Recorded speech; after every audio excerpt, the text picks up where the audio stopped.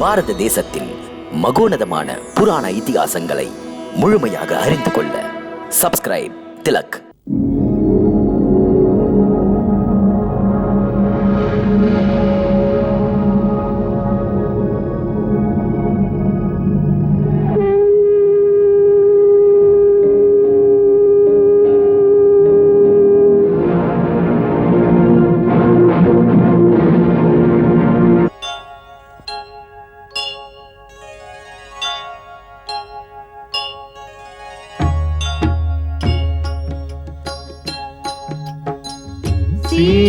சீதாராமன் புனித கதை கேளீரே, மதுரம் மிகுந்த அனுபவம் பெற வாரீரே.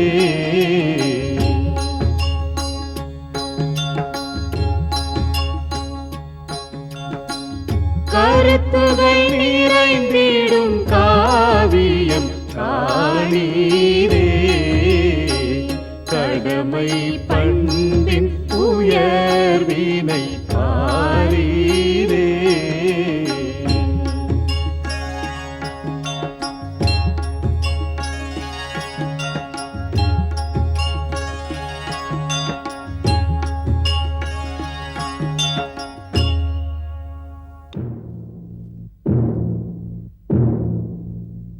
வீரமிக்க வானரர்களே, எல்லா திசையிலிருந்தும் வந்திருக்கும் மேலோர்களே, உதவிக்கு கரம் நீட்டும் உத்தமர்களே, கிஷ்கிந்தையின் மன்னன் சுக்ரீவன் அவசர அவசியம் கருதி வந்த உங்களை வரவேற்கிறேன். நாம் எல்லோரும் இங்கே எதற்காக கூடியிருக்கிறோம், அது பற்றிய முழு விவரங்களை கிஷ்கிந்தையின் மந்திரிகளாகிய அனுமான், முதியவர் ஜாம்பவான், தளபதி நலன், நீலன், இளவரசன் அங்கதன் முன்பே சொல்லியிருப்பார்கள். ஆரிய திலகம் ஸ்ரீ ராமச்சந்திரனுடன் வானர சமுதாயத்தின் நட்பானது ராஜதந்திரத்தின் அடிப்படையில் அல்ல, இரு பெரும் பரம்பரைகளின், இரு கலாச்சாரங்களின், இரண்டு வேறுபட்ட சமுதாயங்களின் அன்பு வழி இணைப்பு. இது யுகங்களை கடந்து நாளை வரும் காலத்திலும் இப்படியே இருக்கும்.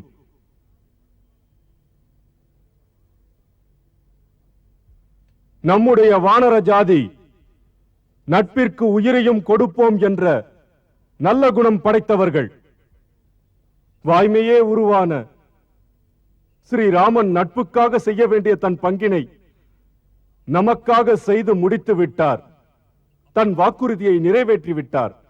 இனி பொறுப்பு நம்முடையது. இனி மானுடர் வானரர்களின் இந்த லட்சிய நட்பினை கருகவிடக் கூடாது. ஸ்ரீராமனின் கண்மணி உத்தம பெண்மணி மாதா சீதாவை தேடிச் சென்று அயோத்தியின் திருமகள் மாதா சீதாவை அண்ணல் ராமரிடம் ஒப்படைப்போம். அப்படியே ஒப்படைப்போம். இந்த பணியிலே எங்கள் உயிரையும் பணையம் வைத்து செயல்படுவோம். எங்கள் வலிமையினால் மன்னரின் ஆணையை முடித்து வருவோம். மாதா சீதாவை ஸ்ரீராமனிடம் ஒப்படைக்கும் வரை உறங்க மாட்டோம்.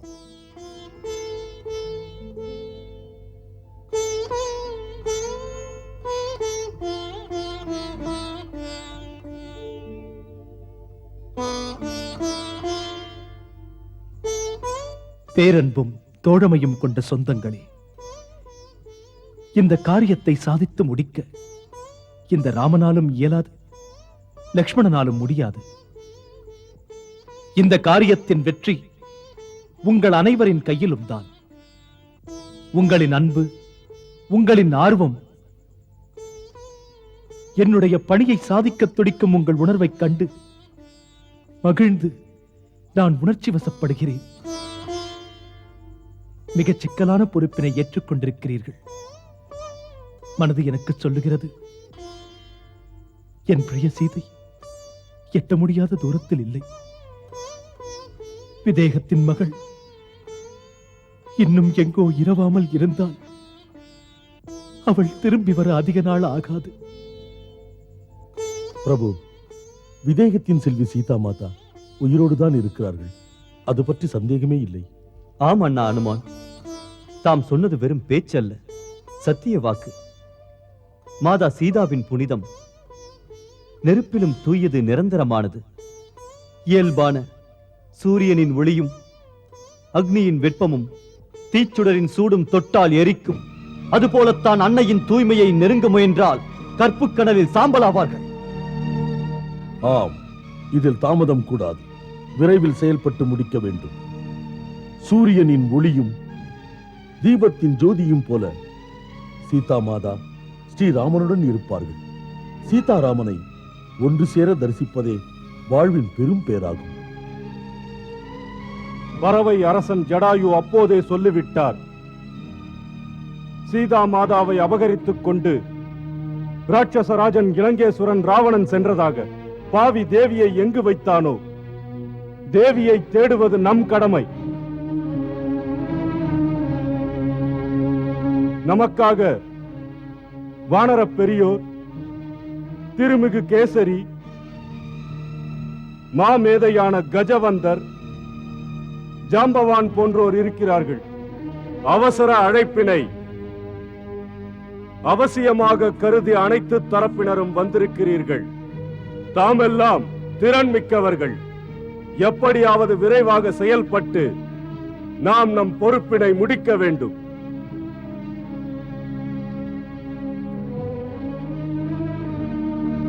வானரர்க்கெல்லாம் தலைவனே, எந்த ஒரு முடிவை நீங்கள் எடுத்தாலும் அந்த முடிவினை ஏற்று வானர இனம் முழுவதும் ஒத்துழைக்கும். நமக்கு ஆற்றல் எது? நமது ஒற்றுமை. இந்த புனித பணியை முடித்து தர அனுமானும் பெரியவர் ஜாம்பவானும் இணைந்து நாங்கள் ஒரு முடிவுக்கு வந்திருக்கிறோம். அதற்கிணங்க எல்லா திசையிலும் நம் படைகளை அனுப்பி தேட வேண்டும். அணிகள் ஏற்றுக்கொண்ட திசைகளில் செயல் முடித்துத்தான் வர வேண்டும். இந்த தேடுதல் பணிக்கு 30 நாள் கெடு தருகிறோம். இந்த நிபந்தனையை ஏற்றுக்கொள்வீர்களா? ஏற்றுக்கொள்கிறோம், ஏற்றுக்கொள்கிறோம், ஏற்றுக்கொள்கிறோம், ஏற்றுக்கொள்கிறோம், ஏற்றுக்கொள்கிறோம், ஏற்றுக்கொள்கிறோம், ஏற்றுக்கொள்கிறோம், ஏற்றுக்கொள்கிறோம், ஏற்றுக்கொள்கிறோம். பணியின் ஆரம்பம். கிழக்கு திசை நோக்கி செல்லும் அணிகள். இளமையும் வலிமையும் கொண்ட தளபதி வினதன். ஆணையிடுங்கள் மன்னா. நீ உன் வீர படைகளை அழைத்துக் கொண்டு கிழக்கு திசை போய் தேட வேண்டும். அந்த திசையில் பாகிரதி கங்கை, சரையு கௌசிகி, யாமுனம் என்ற மலை, சரஸ்வதி சிந்து சோனா, காளமகி, பிரம்ம மாளம், விதேகம், மாளவம் காசி, கௌசலம் மகதம் ஆகிய தேசமெங்கும் சீதையை நன்றாக தேடுங்கள். அதன் பிறகு சோலைகளிலும் காடுகளிலும் மலை முகடுகளிலும் தேடுங்கள். உங்கள் தேடல்கள் உதயகிரி வரைதான். ஆற்றல் மிக்க வானரர்கள் செல்ல முடியும். தாம் ஐயப்பட வேண்டாம் அரசே. மாதா சீதாவை தேடும் பணியில் நான் என்னுடைய வீர வானரப்படையுடன் இறுதி வரை செல்வேன். மாவீரர்கள் அசேஷ்மான், அர்ச்சித்மன், உங்கள் இரு படைகளையும் இணைத்து மேற்கு திசையில் தேட வேண்டிய பணிகளை தலைமை தாங்கி நடத்துங்கள். உங்கள் இருவர் முயற்சியும் வெற்றி பெறும். இந்த பணி முடிப்பது வாழ்வின் கடமையாகும் அரசே.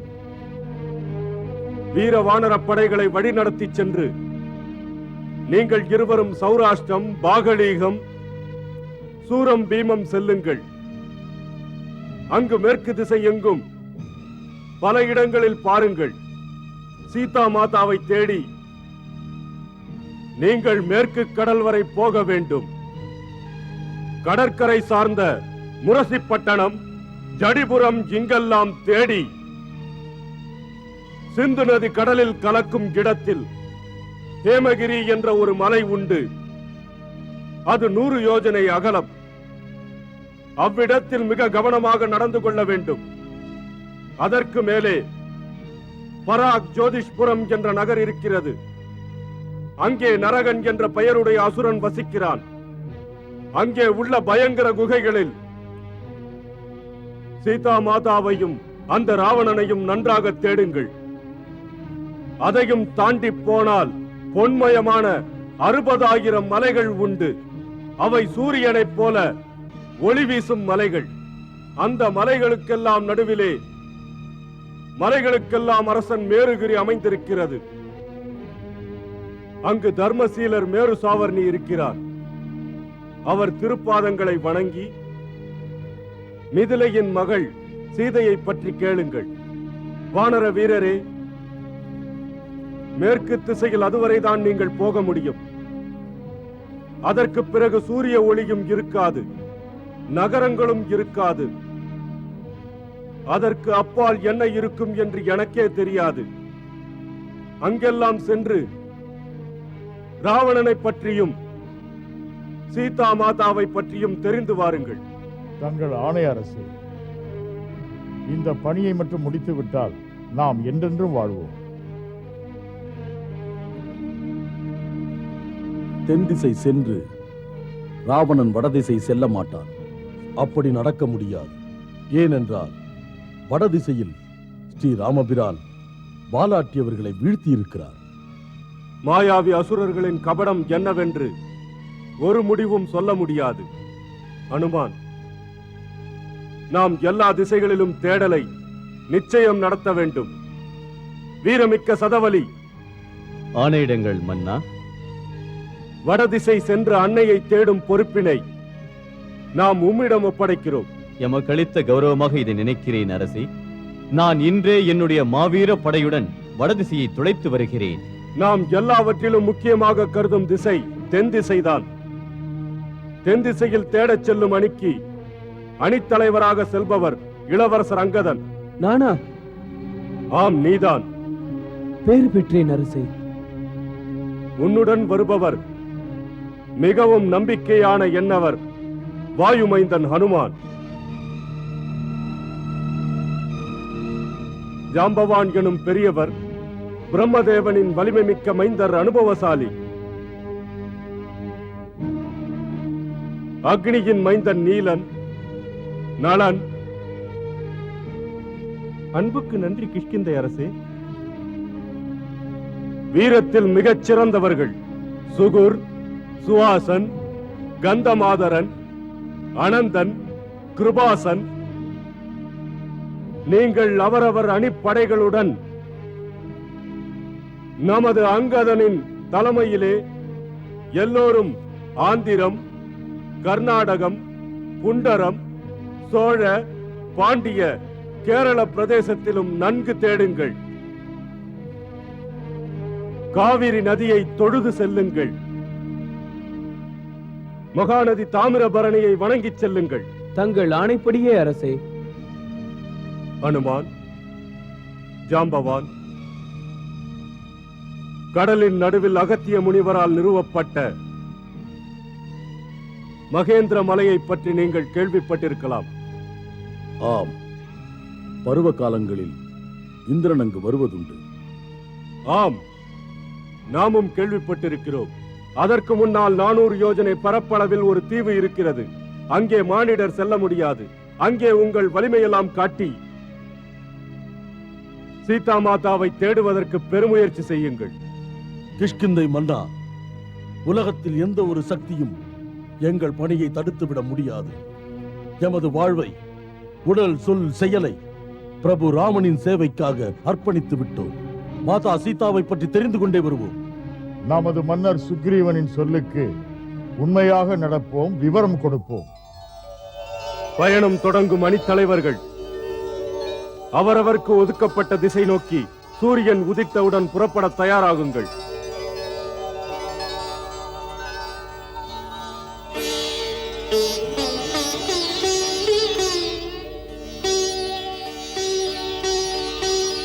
தந்தையே. வஞ்சனையா மகனே. பெற்றவரே, என்னை வாழ்த்துங்கள். உங்கள் மைந்தனின் வாழ்வு ஸ்ரீ ராமசேவைக்கு மட்டுமே. நீ பிறந்ததே ஸ்ரீ ராமசேவைக்காகத்தான் அனுமான். மகனே, அங்கதனுடன் புறப்படுவதற்கு முன்னால் ஸ்ரீ ராமபிரபுவின் பாதத்தை தொட்டு கண்ணில் ஒற்றிக்கொண்டு நீ ஏற்ற திருப்பணியை செயல்படத் தொடங்கு மகனே. அப்படியே.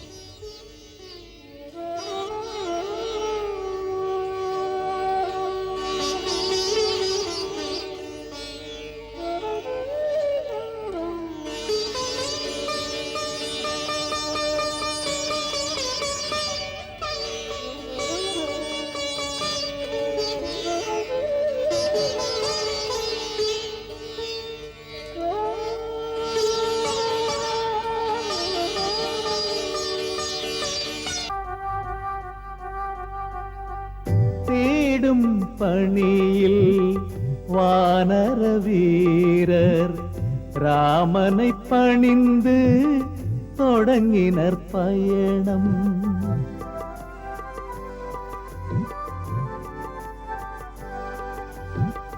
ஸ்ரீ ரகுராமன் பாதங்கள் பணிந்து ஒருவர் பின் ஒருவராய் தொழுதே சென்றார்.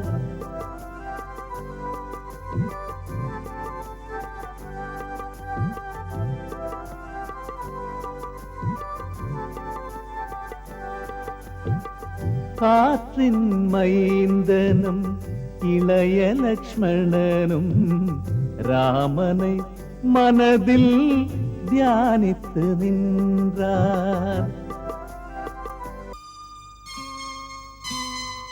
போய் வர அனுமதி கொடுங்கள் பிரபு.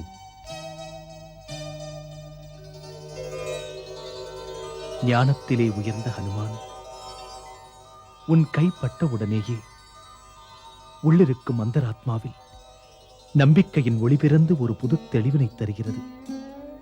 உன் மூலமாக என் பிரச்சனைகள் தீரும் என்று. எளியவனை எட்டாத உயரத்தில் ஏற்றி வைக்காதீர்கள். தாம் என் சுவாமி, சுவாமியின் தொண்டர் இந்த பக்தன். பிரபுவிடம் நான் வேண்டிக் கொள்வதெல்லாம் இந்த அனுமன் ராமனின் பரம பக்தன் என்ற நிலை வேண்டும்.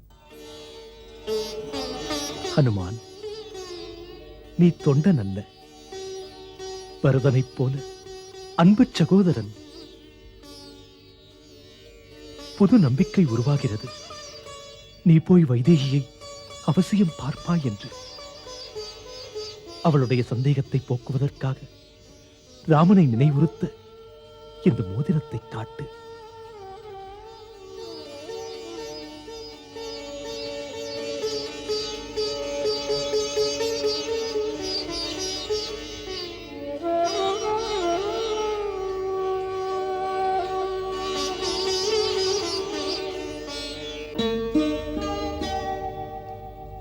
சீதைக்கும் நம்பிக்கை வந்துவிடும். நீ ராமன் சார்பில் வந்தாய் என்று, பிரபுவின் நம்பிக்கைக்குரியவர் என்று. அதை புரிந்து கொண்டு தன் சந்தேகத்தை விட்டு ஒன்றையும் மறைக்காமல் உன்னிடம் சொல்லுவாள். ஹனுமான், அவளிடம் சொல். எப்போது வைதேகி போனாளோ அந்த பிரிவின் துயரம் பெரிதும் என்னை நாளும் பொழுதும் பாதித்து உயிரற்ற உடல் போல் ஆக்கிவிட்டது என்று.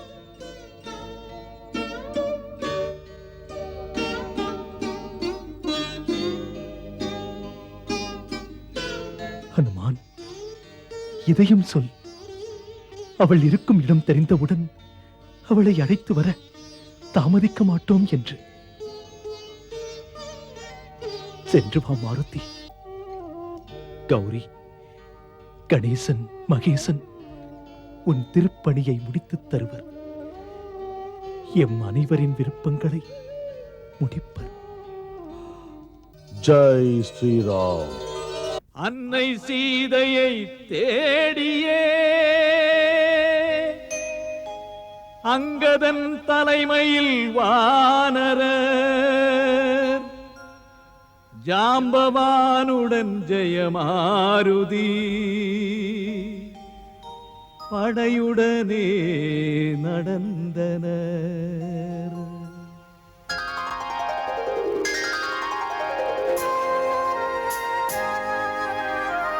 வனம் வனமாகவே வானரர்கள் நடந்தாரே. வனம் வனமாகவே வானரர்கள் நடந்தாரே. கண்ணுறங்காமல் கடமை உணர்வோடு கானகமெங்கும் சேனைகளோடு வனம் வனமாகவே வானரர்கள் நடந்தாரே.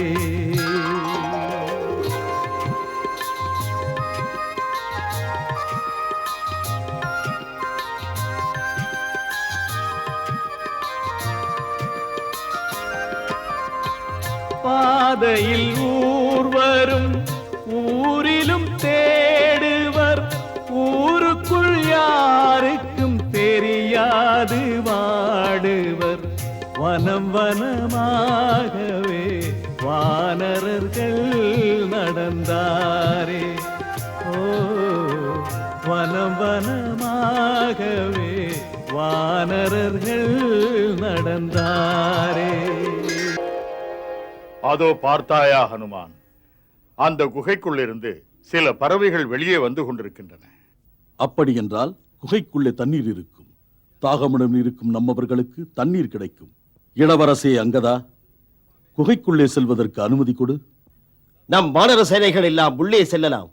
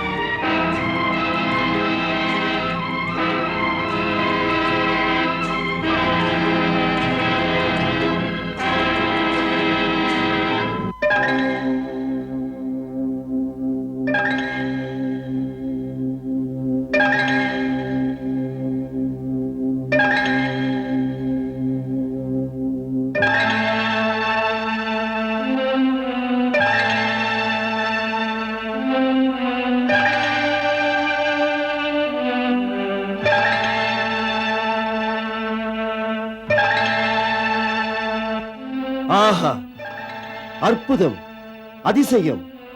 மாவீர மாருதி, இந்த அற்புத குகைக்குள்ளே நுழையச் சொல்லி சோர்ந்து போயிருந்த எங்களுக்கெல்லாம் புத்துணர்ச்சி கொடுத்தீர்கள். தெளிந்த நீரும் தின்பதற்கு கனிகளும். இனிமேல் பசி பொறுக்க முடியாது. உணவெனும் அன்னைக்கு ஜெய். அவசரப்படாதீர்கள். பசியுடன் தாகத்துடன் நீங்கள் தவிப்பது எனக்கு நன்றாக தெரியும். இருந்தாலும் கவர்ந்தெழுக்கும் பொருள்கள் நிஜம் இல்லை என்றால் இந்த அற்புதங்களும் அதிசயங்களும் மாயங்களாயிருந்தால் நம் கதி என்னாவது? ஆகையால் தீர ஆராயாமல் புது இடத்தில் தண்ணீரையோ தின்பண்டங்களையோ எடுப்பது சரியல்ல. ஜாம்பவான் சொல்வது சரிதான். ஒருவேளை பின்விளைவுகள் பிரச்சனைகளை உருவாக்கலாம். ஆனால் எல்லா தேவைகளும் இருக்கும் இடத்தில் ஆள் நடமாட்டம், காவல் கட்டுப்பாடுகளும் இல்லை அனுமதி கேட்க. பசிதாகத்துடன் இருக்கும் நம் அவர்கள் இதை பயன்படுத்தினால் என்ன? யாரும் இல்லாத இடம், அதனால் தான் கவனமாக இருக்க வேண்டும். இளவரசே அங்கதா, இயற்கை வழங்கிய அத்தனை பொருட்களும் இங்கே இருக்கையில் எதனால் இங்கே ஆட்கள் யாரும் இல்லை?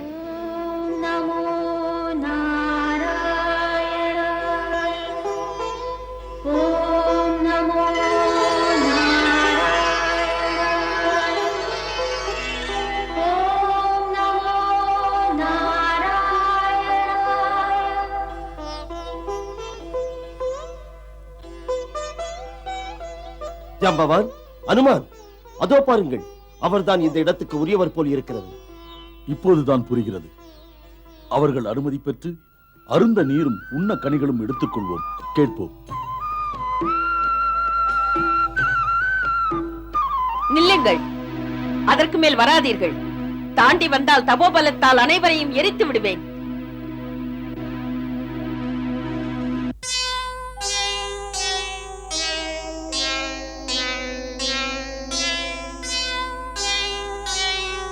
ஓ, அனுமான்,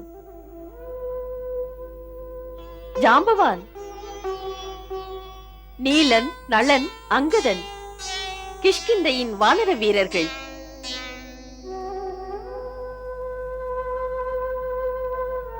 சுக்ரீவன் ஆணையுடன் எங்கும் அலைந்து இங்கும் வந்தீர்களா? மகாமாதா, யாவும் அறிந்த ஹே தபஸ்வினி, தாம் எல்லாம் அறிந்தவர்.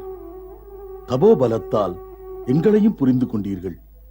ஹே மகாதேவி, தாங்கள் யார் என்று அறிய விரும்புகிறோம். தாங்கள் யார்? பூமியிலே இப்படி ஒரு வளமை நிறைந்த செழிப்பான இடம் யாருடையது?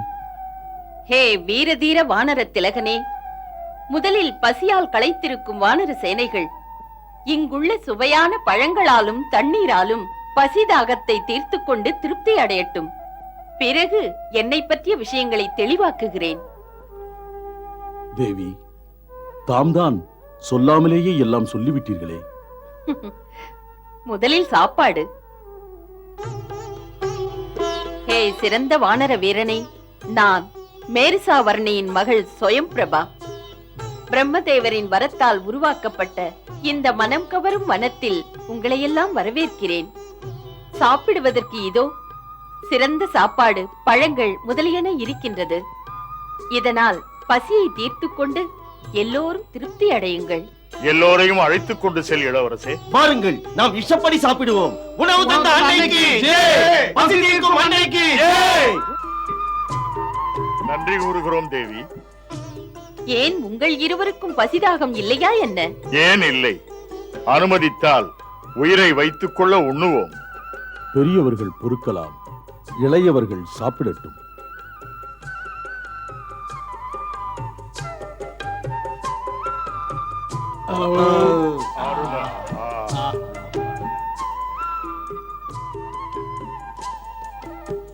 ஹே வானர திலகனே அனுமான், ரிக்ஷராஜ் ஜாம்பவான், என் பெயர் ஸ்வயம்பிரபா. மாயத்தில் வல்ல மகா சிற்பி மயன் தாம் அறிந்த கலை நுட்பங்களால் இந்த தங்கமயமான அற்புத அதிசய அபூர்வ வனத்தை உருவாக்கினார். தானவராஜ மயன் ஹேமா என்ற பெயருடைய அப்சரஸ் மீது ஆசை கொண்டார். தேவேந்திரன் தன்னுடைய வஜ்ராயுதத்தால் அவரை அடித்து கொன்றார். அதன் பிறகு பிரம்மதேவர் இந்த பூமியில் அமைந்த இவ்வரிய வனத்தை ஹேமாவுக்கு கொடுத்தார். ஹேமாதான் இந்த இடத்தை காக்கின்ற பணியை என்னிடம் தந்தார். இந்த அபூர்வ இடத்தை பார்க்க அருகே நெருங்க யாராலும் ஆகாது. யார் வந்தாலும் இங்கு உயிரோடு இருக்க இயலாது. இங்கு இப்போது நீங்கள் வந்த காரணங்கள் சத்திய உத்தம பணியின் மீது. ஸ்ரீராம பிரபுவுக்கு சேவை செய்பவர்களுக்கு எந்த ஒரு பாதகமும் நெருங்காது. எத்தனையோ நாட்களாக நாங்கள் தென் திசையாக தேடி வருகிறோம். ஆனால் ராவணன் இருக்கின்ற இடத்தை அறிந்து கொள்ள இயலவில்லை. இனிமேல் தெற்கு பகுதியில் சமுத்திரத்திற்கு அப்பால் தேட வேண்டும் நாங்கள். நான் அறியேன், விதியின் கணக்கில் என்ன இருக்கிறதோ. மாதா சீதாவை எப்படியும் கண்டுபிடிப்பேன் என்ற சபதம் எங்கள் மன்னர் சுக்ரீவன் எடுத்திருக்கிறார். தாயை தேடுவதாக சபதம் நாங்களும் எடுத்தோம். அதை செய்து முடிக்கவில்லையானால் இதே வனத்தில் நாங்கள் எல்லாம் உயிர் தியாகம் செய்து கொள்வோம். ஹே மகாமாயா, ஹே மகாமாதா, பசிதாகத்தால் துடித்த எங்களுக்கு அமிர்தம் போன்ற தெளிந்த நீர், சுவையான பழங்களும் தந்து உயிர் மட்டுமா தந்தீர்கள்? தெளிந்த சிந்தை, திட உறுதியெல்லாம் தந்தீர்கள். தேடல் பணியும் முடிக்காமல், பசிதாகத்தையும் பொறுக்காமல் இந்த குகைக்குள் நாங்கள் நுழைந்தோம். பசி தீர்ந்தது, வெளியே போக வழி தெரியவில்லை. மன்னன் சுக்ரீவன் மாதா சீதாவை தேடுவதற்காக ஒரு கெடு நிர்ணயித்திருக்கிறார். நாளாக நாளாக கெடு நெருங்குகின்றது. ஹே தபஸ்வினி, அன்பு கூர்ந்து இங்கிருந்து வெளியே செல்வதற்கு வழி சொல்ல வேண்டும்.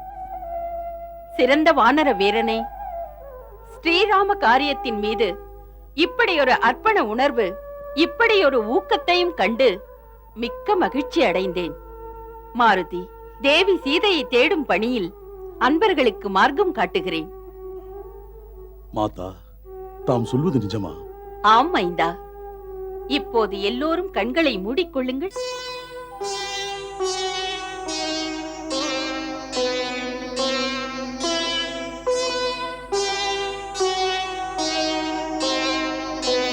கண்களை திற வானர திலகனே.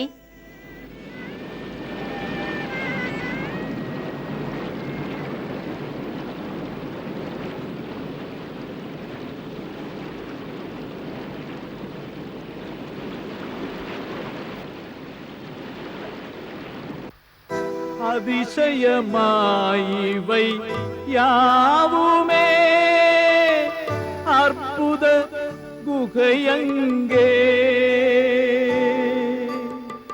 விதிவசமாயிது விந்தையே ஆழ்கடல் கரையங்கே.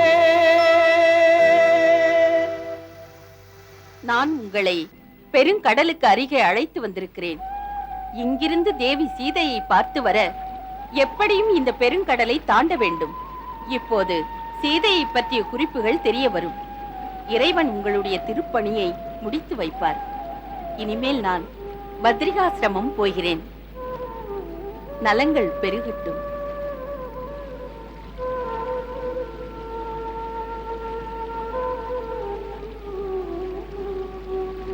ஏதும் புரியா ஓர் நிலை இதா இனியும் தொடரும் நிலை. யாரிடம் போய் வழி கேட்பதுவோ வானகமே சொல்லாயோ.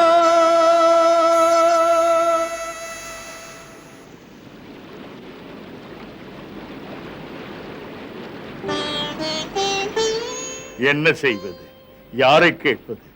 தேடலும் முடியவில்லை. அலைகடல் போல் மனம் ஆகிவிட்டது.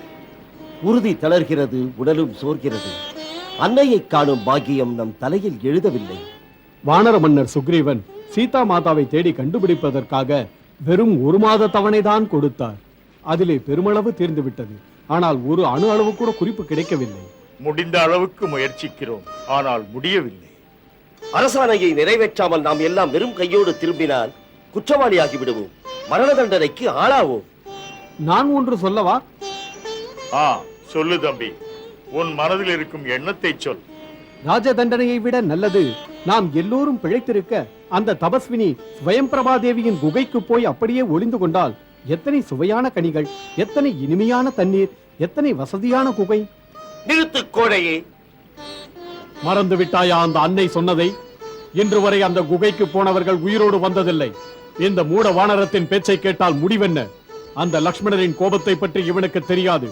லக்ஷ்மணரின் பானம் போகும் வேகத்தில் குகை முழுவதும் தூளாக்கி முன் இருந்த இடமே தெரியாமல் செய்துவிடுமே. லக்ஷ்மணனின் பானங்கள் நம் நெஞ்சிலே நேராக பாய்ந்து சீராக மேலே கொண்டு போய் சேர்த்துவிடும். நான் ஒரு முடிவுக்கு வந்து விட்டேன். நான் உங்களுக்கு தலைமை தாங்கி வந்தேன். எதிர்பார்த்தேன், ஏமாந்தேன். தோற்றுப்போன தலைவன் திரும்புவது அழகல்ல. இந்த அவமானத்தால் வெறுப்படைந்து இங்கேயே அமர்ந்து உண்ணாநோன்பு இருந்து இறப்பது கௌரவம் என்று நினைக்கிறேன். நான் இங்கேயே மரணம் வரும் வரை இருந்து உயிரை விட்டு விடுவேன். பெரியோர்களே, உங்களுக்கெல்லாம் என் இறுதி வணக்கம். உங்களுக்கெல்லாம் இறுதி ஆணையிடுகிறேன். ஜாம்பவானுடனும் மாவீர ஹனுமானுடனும் சேர்ந்து நீங்கள் எல்லோரும் உடனே கிஷ்கிந்தை திரும்புங்கள். இது எப்படி முடியும் இளவரசர் அங்கதனே? ஹனுமான், நீங்களே இவர்களுக்கு புரிய வையுங்கள். உங்களுடன் அழைத்துச் செல்லுங்கள். அது முடியாது. இளவரசர் அங்கதனே, இந்த திருப்பணிக்கு உங்கள் தலைமையில் யாவரும் இணைந்து வந்தோம். இதில் வாழ்வோ சாவோ எது வந்தாலும் எல்லோரும் அனுபவிப்போம். எந்த பிரச்சனையிலும் உங்கள் பின்னால் வருவது எம் அனைவரின் கடமை. ஆம் ஹனுமான், நாம் எல்லோரும் இளவரசன் அங்கதனுடன் இந்த விரிந்து பறந்த கடற்கரையில் உண்ணாமல் இருந்து உயிரை விடுவோம். ராமன் சேவையில் சோதனைகள் வந்தால் என்ன வரட்டும், அனைவருமே உயிரை தருவோ, அங்கதன் உடன் இருப்போ, அனைவருமே உயிரை தருவோ, அங்கதன் உடன் இருப்போ.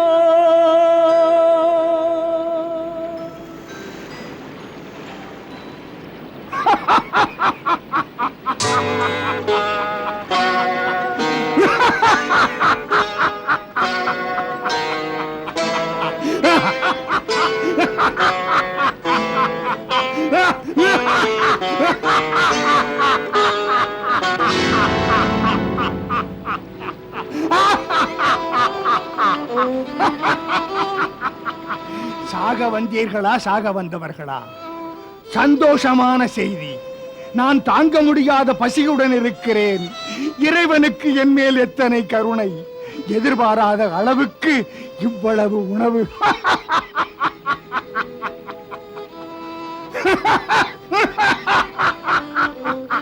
ஒவ்வொருவராக மடியுங்கள் தம்பிகளா. யார் யார் செத்து விடுகிறீர்களோ அவர்களை எல்லாம் தின்று விடுகிறேன். எத்தனை மாதங்கள் கடந்து விட்டன. மடியுங்கள், மடியுங்கள், உடனுக்குடன் மடியுங்கள். அதுதான் நல்லது. உயிர் இருந்து என்ன? பிரபு ஸ்ரீராமனின் பணியை முடிக்க முடியவில்லை. நாங்கள் மடிந்து விழுந்தால் உன் பசியாவது தீருமல்லவா பட்சிராஜனே? ஜாம்பவானே, எல்லாருக்கும் நல்லது. இவரை பார்த்தால் அந்த சூரியனின் மகன் போல் இருக்கிறது. இந்த வடிவத்தில் வந்திருக்கிறார். இல்லை என்றால் இந்த கடற்கரை பக்கத்தில் எதற்கு வந்தார்? பெரியவரே, சாப்பிடுங்கள் எங்களை. உங்கள் சாப்பாட்டுக்கு ஆளாகிறோம் நாங்கள். மரணத்தை விரும்பி அமர்ந்தோம். யாருக்கும் பயனில்லாமல் போவதில் என்ன பெருமை? தாங்களாவது தின்னுங்கள். உயிர் பரிவு, உயிரினம் எல்லாவற்றிலும் கருணை காட்டினார் ஸ்ரீராம பிரபு. நமது உடல்கள் இவருக்கு உதவட்டும். பிரபு ஸ்ரீராமனின் கருணை குணம் நமக்கும் இருக்கக்கூடாதா? என்ன கருணை? உனக்கு தெரியாதா? பறவை அரசன் ஜடாயு மாதா சீதாவை காப்பாற்ற தன் உயிரை கொடுத்தார். பிரபு ஸ்ரீராமனோ ஒரு தந்தையை போல அதற்கு ஈமக்கடச் செய்தார். ஜடாயு ஜனகர் மகள் சீதாவை காப்பதற்காக ஜடாயு தன் உயிரையே அர்ப்பணம் செய்தார். ஸ்ரீராம சேவையில் அர்ப்பணமாகி பஞ்ச வடிவிலே பரிபூர்ண நிலைமை அடைந்தார். பிறவி பயன் பெற்றது மகாத்மா ஜடாயுக்கு. மீண்டும் மீண்டும் ஜடாயுவின் பெயரை சொல்பவர்களே, யார் நீங்கள்? யார் நீங்கள்? அருகில் வாருங்கள். விளக்கமாக நடந்ததை சொல்லுங்கள். ஜடாயு என்பது என்னுடைய தம்பி. என்ன ஆயிற்று அவனுக்கு? அஞ்சாதீர்கள். தயக்கமின்றி என் அருகில் வாருங்கள். சோர்ந்து கிடந்தே நீங்கள் என் உயிருக்குயிரான தம்பி ஜடாயுவின் பெயரை சொன்னபோது கேட்க ஆவலை தூண்டிவிட்டது. பழைய நினைவுகள் என்னை பந்தாடிக் கொண்டிருக்கிறது. எனக்கு தெளிவாக சொல்லுங்கள், என்னதான் நடந்தது என் தம்பி ஜடாயுவுக்கு?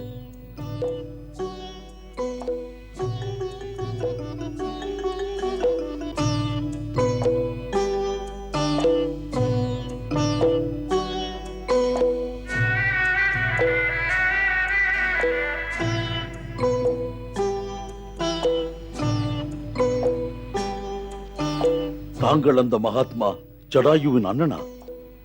பட்சிராஜனே, எங்கள் வணக்கங்களை ஏற்றுக்கொள்ளுங்கள்.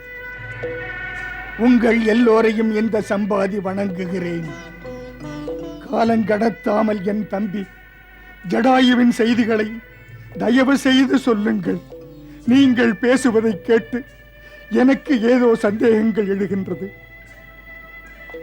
பெரியவரே, தங்களுக்கு சந்தேகம் ஏற்படுவது இயல்புதான். தசரத மைந்தன் ஸ்ரீராம பிரபுவின் மனைவி சீதா மாதாவை ஜனஸ்தானத்திலிருந்து கொடும்பாவி ராவணன் ஏமாத்தி கடத்தி சென்றான். மாதாவின் அழுகை குரலை கேட்டு ஜடாயு ராவணனை தடுப்பதற்காக பறந்து சென்று வீரமாக போராடினார். அந்த அக்கிரமக்காரன் கையால் உத்தமர் ஜடாயு வீர மரணம் அடைந்தார்.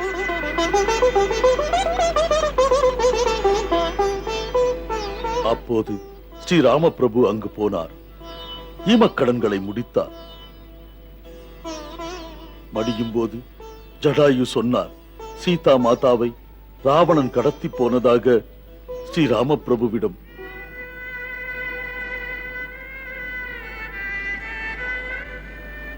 அன்பு தம்பி ஜடாயு, ஜடாயு என் சகோதரா, என் நெஞ்சை சுக்குநூறாக்கும் இந்த செய்தியை கேட்கத்தானா நான் இன்னும் உயிரோடு இருக்கிறேன். அன்று நான் உன்னுடன் இருந்திருந்தால் மரணம் உனக்கல்ல, அந்த மதிகட்ட ராவணனுக்கு நேர்ந்திருக்கும். சீதா மாதா காப்பாற்றப்பட்டிருப்பாள். பட்சிராஜனே, தாம் தம்பியை பிரிந்து இந்த வயதிலே இங்கு இருப்பது எதனால்? என்ன சொல்வது அப்பனே, அகம்பாவம் அதிகமாகிவிட்டதால் அண்ணன் தம்பிகள் இருவரும் சிந்தித்தோம், சந்திர சூரியனை ஏன் தொட்டு வரக்கூடாதென்று. கையிலை மலையில் உட்கார்ந்து மாமுனிவர்கள் முன்னால் நாங்கள் ஒரு சபதம் செய்தோம். காலை சூரியனை தொட்டுவிட்டு மாலை சூரியன் மறைவதற்குள்ளே கையிலை மலை திரும்புவோம் என்று. வெற்றி பெற வேண்டும் என்ற ஒரு வேகத்தில் அண்ணன் தம்பி இருவரும் ஆகாயத்தில் பாய்ந்து சூரியனை நோக்கி பறந்தோம். சூரியனின் அதிக வெப்பம் எங்கள் இருவரையும் தாக்கியது. தம்பியின் மீதுள்ள அன்பினால் என் பெரிய சிறகை விரித்து ஜடாயுவை மறைத்துக் கொண்டேன். அவன் எரியவில்லை, ஆனால் களைத்து மயங்கி போய் கடலில் விழுந்து விட்டான். என் 2 ரெக்கைகளும் எரிந்து விட்டது. நான் என் தம்பியை பிரிந்து எனது 2 ரெக்கைகளையும் பறிகொடுத்து இந்த மலையில் வந்து விழுந்தேன். அந்த நாள் முதல் இன்று வரை ஆதரவுக்கு ஆளில்லாமல் நாளை கடத்துகிறேன். இங்கே இப்படி உட்கார்ந்திருக்கையில் ஒரு நாள் நான் கண்ட காட்சி, கொடிய ராவணன் ஒரு அழகுள்ள மங்கையை தனது விமானத்தில் கடத்தி சென்று கொண்டிருந்தான். நான் நினைக்கிறேன், அந்த அபலைதான் தசரத மைந்தன் ஸ்ரீராமனின் மனைவியாக இருக்க வேண்டும் என்று.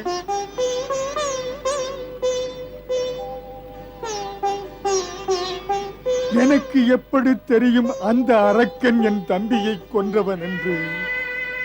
ஆம் பட்சிராஜனே, நிச்சயம் அது அன்னை சீதை தான். தாம் நேரில் பார்த்திருக்கிறீர்கள், மேலும் இது பற்றி கூற முடியுமா? பார்வை செல்லும் வெகு தூரமே, பார்த்து சொல்லும் கண்களே, ராமபிரபுவின் பணிவெல்கவே சேவை செய்வதும் பாக்கியமே. நான் அவனை பார்க்க முடியும். நிஜமாகவா? ஆம், என் பார்வை மிக கூர்மையானது. தம்மால் முடிந்தால் அன்பு கூர்ந்து சொல்லுங்கள், அன்னை எங்கே? அன்னை இப்போது அரச மாளிகை அசோகவனத்தில் மரத்தின் கீழே அமர்ந்து வேதனையில் மூழ்கி இருக்கிறாள்.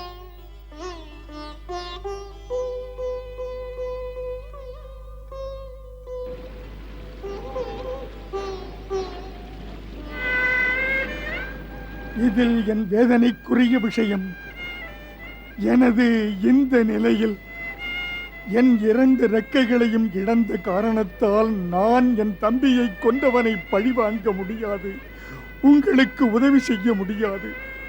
வாயால் பேசத்தான் முடியும். எப்படி அங்கே போவது? 400 யோஜனை தூரம் உள்ள இந்த பெருங்கடலுக்கு அப்பால் திரிகூட மலைமேல் தங்கமயமான இலங்கை நகரம் இருக்கிறது. அங்குதான் இருக்கிறது ராவணனின் ராஜ்யம். அதில் தான் அன்னையை வைத்திருக்கிறான்.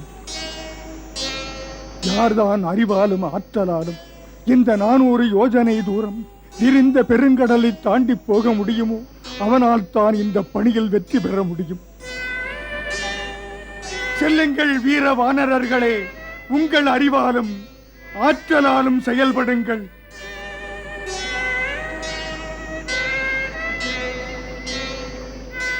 தயவு செய்து என்னை கடலுக்கருகே எடுத்துச் செல்லுங்கள்.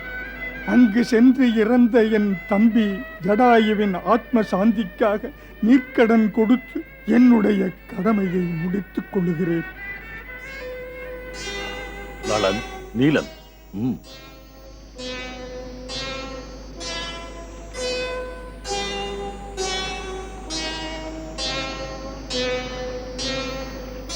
கிஷ்கிந்தை மன்னா சுக்ரீவா, எத்தனை ஆர்வத்துடன் நமது வானரப் படைகள் சென்றது மன்னா சுக்ரீவா. ஆனால் கிழக்கிலும் மேற்கிலும் சென்ற படைகள் முடியாமல் திரும்பிவிட்டன. மேலும் கசப்பான செய்தி, வடதிசை போய் தேடிச் சென்ற வானர சேனை கூட பயனின்றி திரும்பி வருகின்றது. எந்த முகத்துடன் போய் ஸ்ரீ ராம லக்ஷ்மணரை பார்க்க, எந்த முடிவை சொல்வது? அங்கதன் அனுமனுடன் தென் திசை நோக்கிச் சென்ற சேனைகள் இப்போது வரை திரும்பவில்லையே மன்னவா. நாம் சோர்ந்து சுருண்டு விடக்கூடாது. ஆம் கேசரியாரே, தவணை முடிந்த பிறகும் கூட இளவரசன் அங்கதன் திரும்பி வரவில்லை. ஆகையால் தென் திசை நோக்கி போனவர்கள் வானரப் படைகள் வென்று வருவார்கள் என்று நினைக்கிறேன். நம்பிக்கையின் ஒளி கடலுக்கு அப்பால் தெரிகிறது. ஆனால் இங்கோ சோர்வெனும் இருட்டுக்குள் நாம் முடங்கி கிடக்கிறோம். இப்போதுதான் ராவணனை பற்றி தெரிந்து கொள்ள முடிந்தது. இடம் மட்டும் தெரிந்தது, எப்படி அங்கு போவது என்று தெரியவில்லை. தெரியவில்லை என்று சொல்லுவதே வெட்கக்கேடு. என் தந்தை மாவீரர் மன்னர் வாலி அடிக்கடி சொல்லுவார், முயன்றால் முடியாதது எதுவுமே இல்லை என்று. தன்னம்பிக்கை வேண்டும் நமக்கு. இளம் வயது சூடு இருக்கிறது. உன்னால் சொல்ல முடியும் இளவரசே. சேனாதிபதியின் ஆர்வம்தான் சேனைகளுக்கு ஆற்றல். நீ எங்கள் சேனை தலைவன், எங்களுக்கு ஆணையிடு. எப்படி எப்படி நடந்து கொண்டால் வெற்றி பெற முடியும் என்று நாங்கள் சோர்ந்து விடவில்லை. சிறந்தவரே, வயதில் மூத்தவரே, அனுபவம் உள்ளவரே, தாமல்லவா எங்களுக்கு நல்ல வழி சொல்லத்தக்கவர். யோசிப்பதற்கு என்ன? அன்னை இருக்கும் இடம் எங்கே என்று இப்போது தெரிந்துவிட்டது. இனிமேல் எப்படியாவது அன்னையை தரிசித்து செய்தி சேகரித்து ஸ்ரீ ராமனிடம் போய் நின்று சொல்ல வேண்டியதுதானே. அதெல்லாம் சரி தம்பி. யார் இந்த நீண்ட கடலை தாண்டி சென்று திரும்புவது, சீதா மாதாவின் செய்தி கொண்டு வருவது? இருப்பவர்களில் வயதில் பெரியவன் மூத்தவன் நான் தான் இதை செய்ய வேண்டும். ஆனால் வயது முதிர்ந்த காரணத்தால் அக்கறை போய் திரும்பி வர சக்தி இல்லை. அந்த காலத்தில் தேவாசுரர்கள் பார்க்கடல் கடைந்ததை பார்த்திருக்கிறேன். அப்போது என்னிடம் இணையற்ற வலிமை இருந்தது. இறைவன் வாமனனாக உலகத்தை மூன்றடியாக அளக்க வானோக்கி வளர்ந்தார். அப்போது நான் கடல், மலை, வனம் நிறைந்த இந்த பூமண்டலத்தை 21 முறை சுற்றி வலம் வந்தேன். இப்போது நான் கடலை தாண்ட முயன்றால் 90 யோஜனை தூரம் 3.5 முறைதான் சுற்றி வர முடியும். முடிந்தாலும் அதனால் பலன் ஏதுமில்லை. மாவீர ஜாம்பவானே, நான் இருக்கும்போது தாம் செல்ல வேண்டிய தேவையில்லை. நான் போவேன். நான் 400 யோஜனை வேகமாய் தாண்டுவேன். பிறகு என்ன? திரும்புவது மட்டும் சந்தேகம். வேண்டாம் இளவரசி, அது கூடாது. சந்தேகம் இல்லாவிட்டாலும் உங்களை அனுப்ப மாட்டேன். தாங்கள் எங்களுக்கு சேனை தலைவன், கிஷ்கிந்தைக்கு இளவரசன். உங்கள் உயிரை பிரச்சனைக்குரியதாக்க மாட்டேன். இது என்ன விந்தையோ? கடல் முன்னால் இருக்கிறது, அக்கறை போக முடியாது. அக்கறை போக முடிந்தாலும் அங்கு போய் திரும்பி வரும் வல்லமை உள்ளவர் கிடையாது. அச்சம் வேண்டாம் அங்கதனே. இடம் தெரிந்தும் கூட லட்சியம் கைகூடவில்லை என்றால் துவண்டு விடக்கூடாது.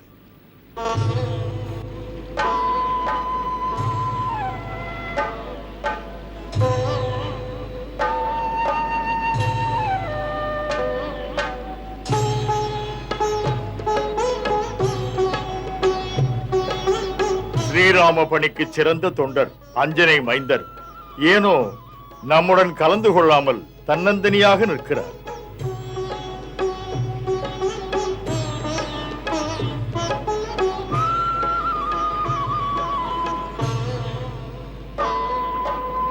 அஞ்சனை மைந்தா, பிரச்சனைகள் மிகுந்த நேரத்தில் தக்க யோசனைகள் சொல்லாமல் இங்கே இப்படி நிற்பதென்ன? இவருக்கு என்ன குறை ஜாம்பவான்? இவருக்கு முன்பு நடந்தது எல்லாம் தெரியாது. அதையெல்லாம் மறந்து விட்டார். என்ன மறந்தேன்? அனுமனே, உன்னிடம் உள்ள அபார வலிமை, தெய்வீக திறமை உன்னுடைய அன்பு தந்தை தாய் கேசரியும் அஞ்சனையும் தந்தது. ஆனால் நீ கைலாயநாதன் பகவான் சங்கரனின் 4 வேத ருத்ரன். வாயுவின் வேகம் உன் அங்கமெல்லாம் நிறைந்திருக்கிறது. ஏ கேசரி மைந்தா, அதனால் தான் உலகம் உன்னை ஆற்றல் உள்ள வாயு மைந்தன் என்று புகழ்கிறது.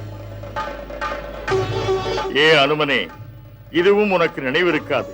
உனக்கு ஹனுமான் என்ற பெயர் எப்படி வந்தது என்று? எப்படி அது வந்தது?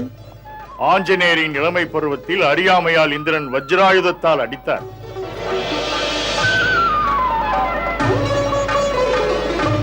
ஆஞ்சநேயர் உதயகிரி மலையில் விழுந்தார். வஜ்ராயுத அடிபட்டதால் அவருடைய தாடை இப்படி கோணி விட்டது. இந்திரனுக்கு அவர் தவறு புரிந்தது. அவர் மன்னிப்பு கேட்டுக் கொண்டார். அப்போதிலிருந்து இவர் பெயர் அனுமான் என்று புகழப்பட்டது. ஏ அனுமான், நீ சாபத்தால் உன் அபார வலிமையை மறந்து விட்டாய். உனக்கு தேவர்களால் கொடுக்கப்பட்ட வரங்கள் வலிமையையும் அத்துடன் அகந்தையையும் நாளுக்கு நாள் வளர்த்துக் கொண்டிருந்தது. இளம் வயதில் ஏற்படும் குறும்பு குணங்களால் முனிவர்களை தொல்லைப்படுத்தினார்.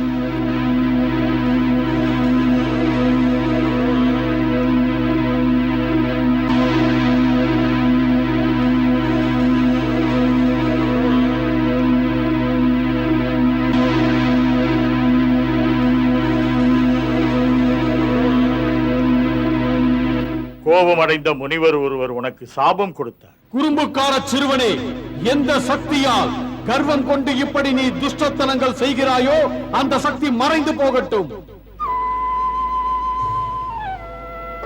உன்னை பெற்ற தாய் அஞ்சனை சாபமிட்ட முனிவரிடம் பரிகாரம் கேட்டாள். அந்த முனிவர் சாப விமோச்சனத்திற்கு வழி சொன்னார். சக்தியை பயன்படுத்த சரியான நேரம் வரும்போது யார் உன்னுடைய சக்தியை பற்றி நினைவுபடுத்துகிறாரோ அப்போது உன் சக்தியை பற்றி உனக்கே நினைவு வரும். ஏ ஆஞ்சநேயா, ஆற்றல் மிக்க அனுமானே, இன்று உன் சக்தியை நினைவுபடுத்தும் நேரம் வந்துவிட்டது. நீ பலம் மிக்கவன். வானர அரசன் சுக்ரீவனை விட வலிமை மிக்கவன். பலத்தில் பிரபு ராமனுக்கு லட்சுமணனுக்கு ஈடானவன். உனக்குள்ளே அளவற்ற சக்தியும் ஆதித்தனின் ஆற்றலும் உண்டு. தன்னைத்தான் உணர்ந்து தன் பலத்தை நீ உணர்ந்து அன்னையை தேடும் பணியில் அதிசயத்தை நிகழ்த்தவா. ஏன் இந்த மௌனம்? எதற்கு இந்த தனிமை அனுமானே?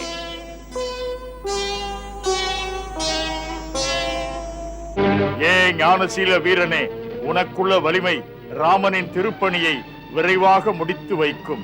உன்னை பற்றிய தாழ்வு மனப்பான்மையை உடனே விடு. ஏ வலிமையின் வடிவே, மாவீரன் ஹனுமனுடன் 400 யோஜனை தூரம் விரிந்து கிடக்கும் இந்த கடலுக்கு அப்பால் சீதா மாதாவை நேர்மையற்ற ராட்சசன் ராவணன் சிறை வைத்திருக்கிறார். இருக்குமிடம் தெரிந்து தேடி கண்டுபிடிப்பது உங்கள் பணி ஹனுமான். வலிமையால் வரலாறு படைத்த அனுமான், அக்கறையில் இருக்கும் அன்னையை தேடுவதற்கு கடலை தாண்டும் சாதனையை நீதான் செய்ய முடியும். ராமகாரியத்தை விரைவுபடுத்து. சத்தியம் சாய்வதில்லை என்று அறிவுறுத்து. தேவியை கண்டு வா. தரம் கெட்ட முறைகெட்ட ராட்சசர்களை எச்சரிக்கை விட்டு வா. விழித்தெழு, விழித்தெழு. செயல்படுங்கள் அனுமான். செய்து முடி அனுமான். எழுங்கள், எழுங்கள், வீர ஹனுமான் எழுங்கள். உங்களால் முடியும், உங்களால் தான் முடியும். எழுங்கள் அனுமான், எழுங்கள், எழுங்கள், எழுங்கள். வீர ஹனுமான் விழியுங்கள், செயல்படுங்கள். யாருக்கு உன் பலம், யாருக்கு உன் பலம், யாருக்கு உன் பலம், யாருக்கும் இல்லை. யாருக்கு உன் பலம் யாருக்கும் இல்லை. ஆழ்கடல் தாண்டிய அக்கறை போய் வர ஆற்றலும் ஊக்கமும் யாருக்கும் இல்லை. ஆற்றலும் ஊக்கமும் யாருக்கும் இல்லை. லோகங்கள் மூன்றிலும் யாரும் இல்லை. லோகங்கள் மூன்றிலும் யாரும் இல்லை. எந்த லோகத்திலும் உன்போல் வீரனும் இல்லை. லோகத்திலும் முன்போல் வீரனும் இல்லை. இவ்வேளையில் லங்கைக்கு செல்ல ஆளில்லை.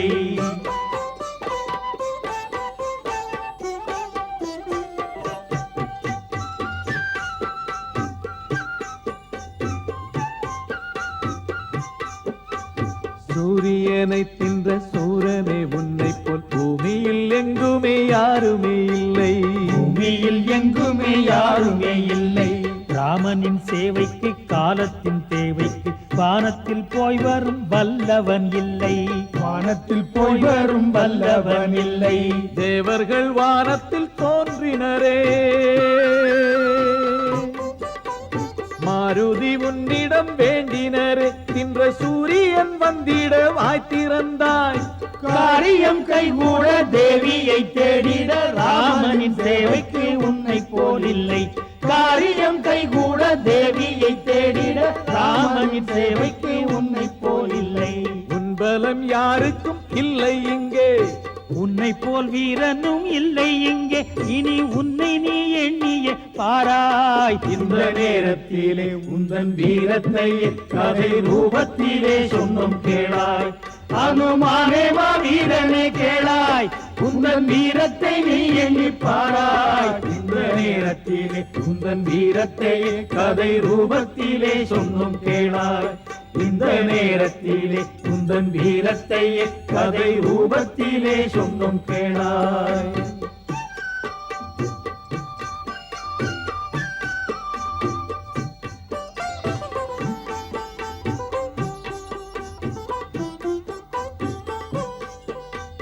ராமனின் நாமத்தை பாடும் இடங்களில் மாருதி நீ வந்து கைதட்டுவாயே, மாருதி நீ வந்து கைதட்டுவாயே. ராமரசம் என்ற ஜீவரசம் உன்னை வீரரசம் கொள்ளச் செய்தது அன்றோ, வீரரசம் கொள்ளச் செய்தது அன்றோ. ராமனின் சேவைக்கு நீ பிறந்தாயே, ராமனின் சேவைக்கு நீ பிறந்தாயே, உன்னுடன் சேவைக்கு நாங்கள் வந்தோமே. நீ சிலையாய் என்று ஊமை போலே நின்று வேடிக்கை பார்த்தாலே போவது எங்கே? லங்கை சென்று செய்தியுடன் வா, அன்னையை கண்டு ஆசியுடன் வா. ஸ்ரீராமன் கேட்பாரே நம்மை, அன்னை உள்ள இடம் அந்த லங்கை வனம் என்று சொன்ன பின்னும் மௌனம் ஏனோ? ஹனுமானே மாவீரனை கேளாய், உந்தன் வீரத்தை எண்ணிய பாராய். இந்த நேரத்திலே உந்தன் வீரத்தை கதை ரூபத்திலே சொன்னும் கேளாய், இந்த நேரத்திலே உந்தன் வீரத்தை கதை ரூபத்திலே சொன்னும் கேளாய்.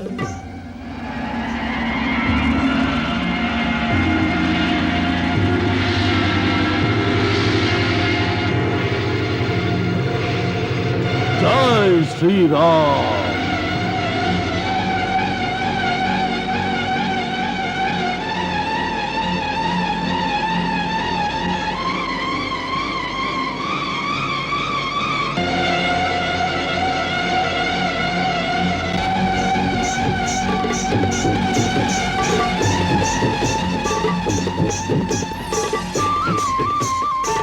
வாயுமைந்தன் அனுமானுக்கு, வாயுமைந்தன் அனுமானுக்கு, வாயுமைந்தன் அனுமானுக்கு. ராமநாமத்தின் மகிமையினாலே ஹனுமன் செல்லுகின்றாரே, ஹனுமன் செல்லுகின்றாரே. மகாவீரனே உன்னால் முடியுமே ராமனின் காரியமே, ராமனின் காரியமே. ஜெய ஹனுமான் உன் உறுதி வேகம் சாதனை புரிய இரண்டும் வேண்டும். ராமதூதனே நீ செய்யும் பணியே ராமனின் வேதனை தீர்த்திடும் இனியே. ராமநாமத்தின் மகிமையினாலே ஹனுமன் செல்லுகின்றாரே, ஹனுமன் செல்லுகின்றாரே.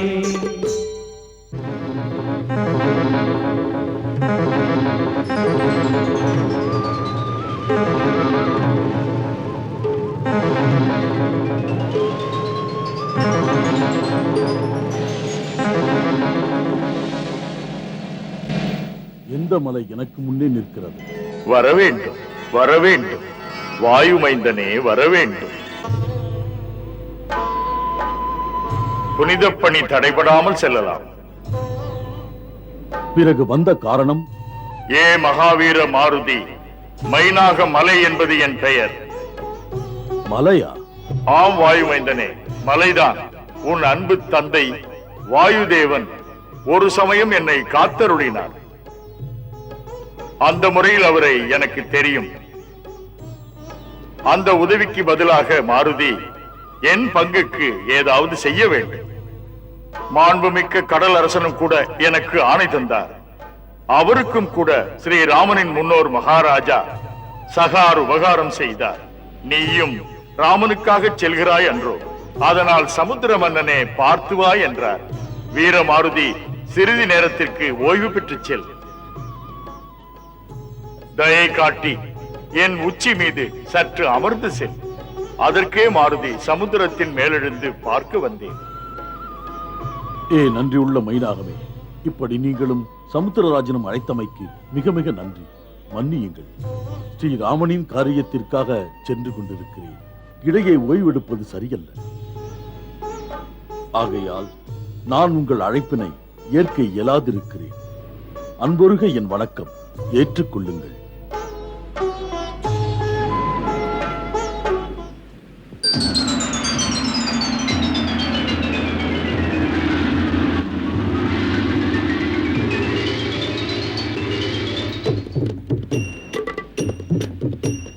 மங்களம் தருபவனே அவள் மாதா சீதை மன்னவன் ராமனின் அன்பு போதை.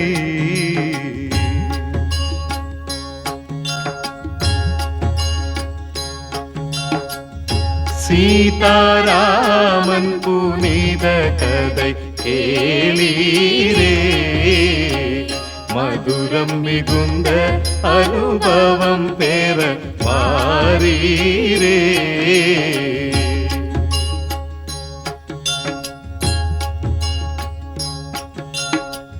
கருத்துகள் நிறைந்திடும் காவியம் காணீரே, கடமை பண்பின் உயர்வினை